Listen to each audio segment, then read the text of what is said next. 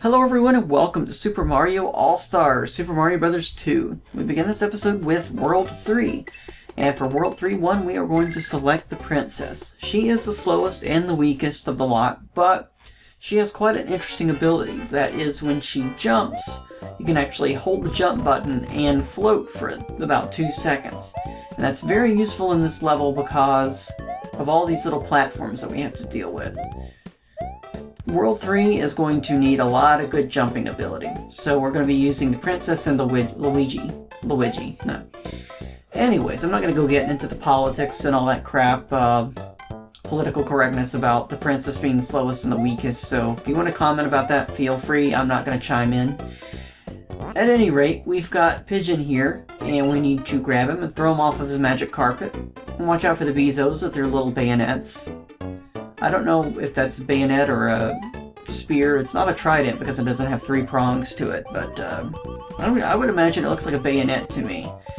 But they don't shoot any bullets. The snippets shoot the bullets, so I'm not sure what they're doing with that. Maybe it's one of those things where they have to use both hands to load the musket with the bayonet, and maybe they can only fire things when they actually land. They never land in this game, so... You know, I'm not going to go through the logic of that. This game is actually taking place in a certain area called Subcon, like I mentioned. So it's not like, well, if you know what Subcon stands for, it's not like this whole game is based in reality. I mean, a Mario game, as it stands, is not always based in reality anyways, because, I mean, let's face it, we got, you know, the Mushroom Kingdom and all this stuff. By the way, we just passed through a secret area that would take us to the Birdo part of the level, but we're not going to do that. We need to go this way. And thankfully with the Princess, we can kind of float this way and land right here so we can get a potion for the subzone. Subzone is a sub-area of Subcon. So yeah, it's kind of like Inception. I mean, how deep is that gonna go, you know? And I could have given you a major spoiler there, but if you haven't played Super Mario Bros. 2, you're probably 1 out of like 200 people or something, so... Yeah, everybody knows about Super Mario Bros. 2 now, so hopefully I'm not spoiling anything for anybody. But at any rate, I wanted to get rid of that little fire guy there, because we need this potion. And we need to put the potion all the way over to the left. We can't climb a ladder with the potion, unfortunately. So what you need to do is throw it over here to get to the Super Mushroom. And you'll see it falls out of the sky, and we have to grab it. At any rate, this guy respawns, and I was trying to see if I could go without getting hit, but unfortunately I'm going to get hit. And you can't really throw a vegetable at it because you can't jump that high. Now if you were Luigi, you could probably super jump and throw a vegetable at it, but who cares? We got plenty of vitality points, so it doesn't really matter. This is the bonus area, well sorry, the Birdo area again, which is, kind of talked over that area earlier, but, if you were to go up above that eagle head and go over to the right, you would find that area where we came from earlier. Anyway, that takes care of that. The next area we're going to use Luigi. This area is kind of interesting. It has an above-ground layer and a below-ground layer. First of all, we were introduced to the Ostro. The Shy Guys ride the Ostros, the little ostriches. And you can ride the Ostros yourself if you want. You could also ride the Bezos. I'm going to go ahead and grab one of these Bezos because I'm going to need at least one of them to take care of an enemy pretty soon. And you'll see in a moment. And that's the enemy I'm taking care of. I don't like that enemy very much.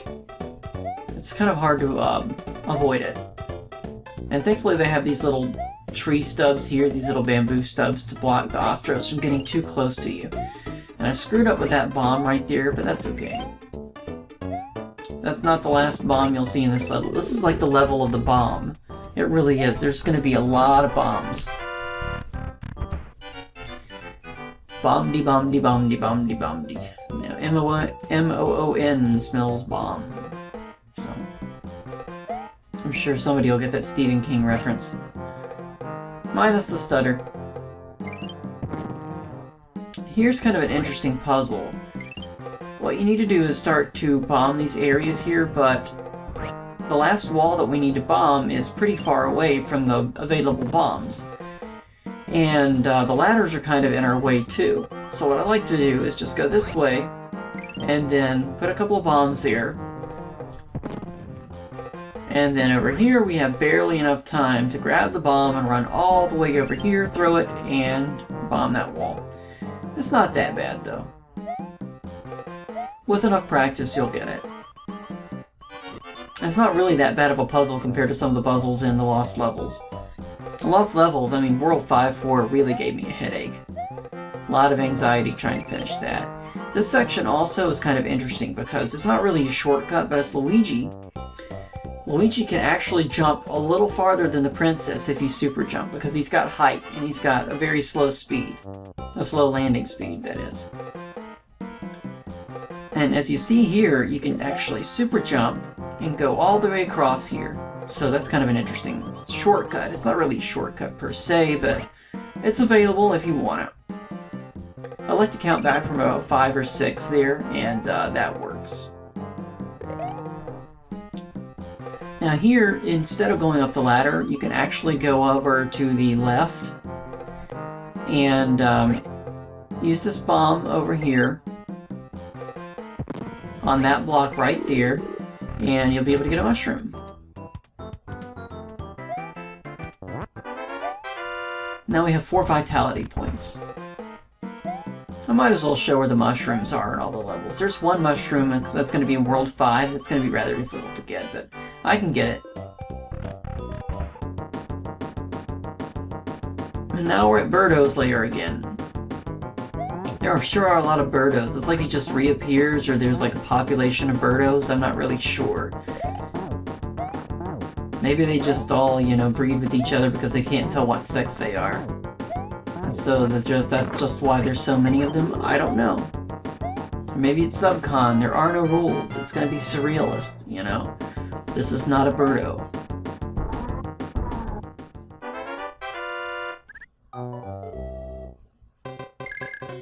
Anyway, back to Luigi. Yes, I know, I gave a reference to a painter called Rene Magritte, so this is not a Birdo, this is not a pipe.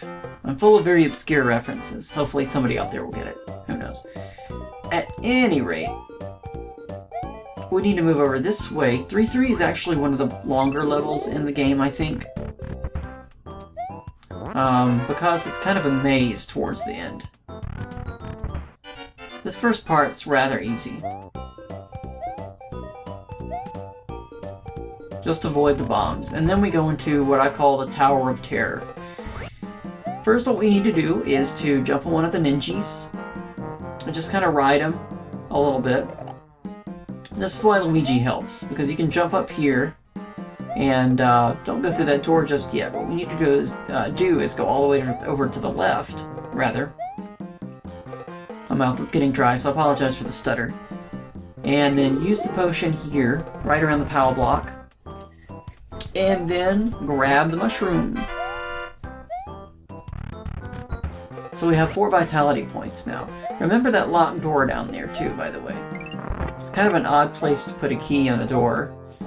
But the whole game is surrealist, so...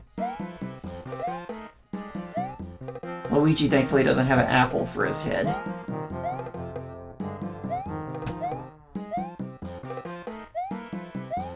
Just keep jumping up here. Watch out for the Shy Guys that infinitely come out of those jars there. Thankfully they set up the level so that the Shy Guys will come out at a particular rate, and then you won't get too much sprite overflow to slow down the game. The sprite overflow was definitely a problem in the original Nintendo version. I don't encounter it that much in the Super Nintendo version, though. I'm sure there's some sprite overflow somewhere, but that's alright. I definitely prefer this version of the game to the original Super Mario Bros. 2. The physics are almost exactly the same in terms of the play control and the jumping and all of that fun stuff. So if you're going to play a game, might as well play it with better graphics, you know? It's kind of like Half-Life 2. I have debated whether or not I'm going to do a speedrun, well, not a speedrun, sorry, a Let's Play that game. And there's actually a nice mod where the graphics have been greatly improved. And plus, it's like one of these games like you've seen it 100 times. Might as well do it with graphics that are a little fresher. you know. And 1993 is a little fresher than 1998, so I think that works. 1993 was a good year, I think.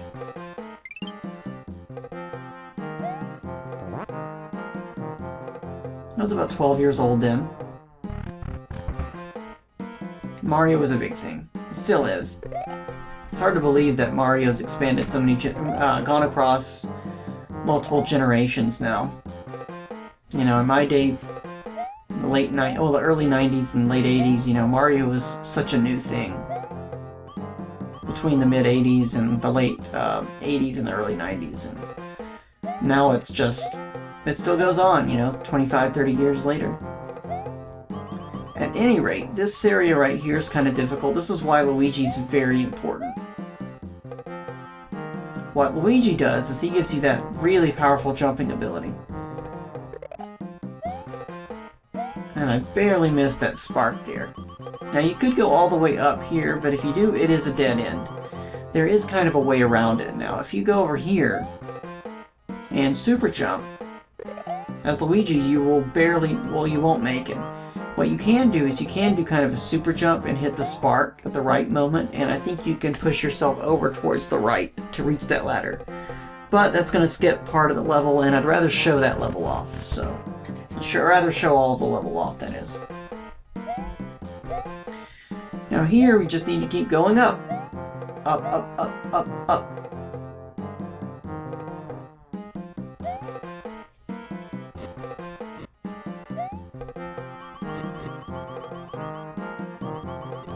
The easiest way to avoid these guys is just to go towards the tops of the chains there. And you should be fine. And remember that bullet, once it hits the wall, is not going to damage you anymore.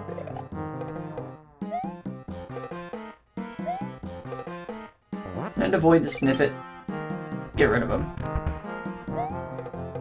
We're not done with this level yet. This is a long level, the Tower of Terror, I call it. Keeps going up.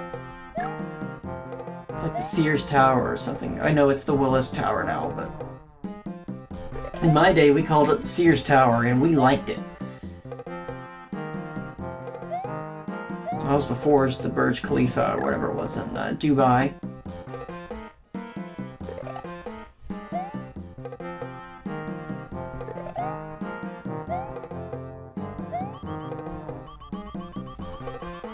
And now we're at the very top of the tower, so what's next?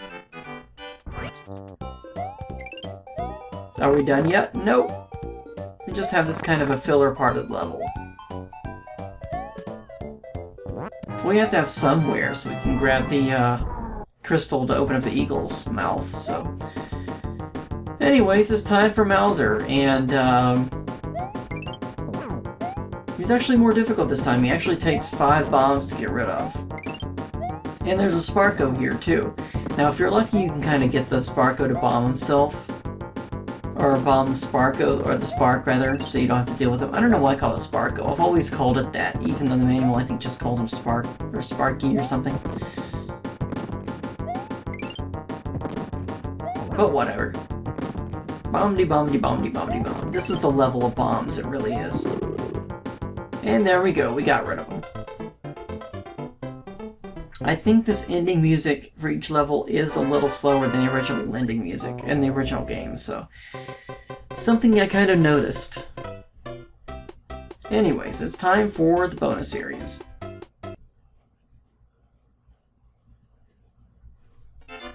The only bonus area is in World 3-1, and if you remember I mentioned something about going down here. It's kind of a secret area. Just keep going down and try to land towards the middle. And you get an area with a whole lot of plants. This is the one you want. So take this, throw it over here, and you get another warp zone. And this warps to Zone 5, actually. Or World 5. There you go. Well anyways, thank you so much for watching, and have a wonderful day. Goodbye.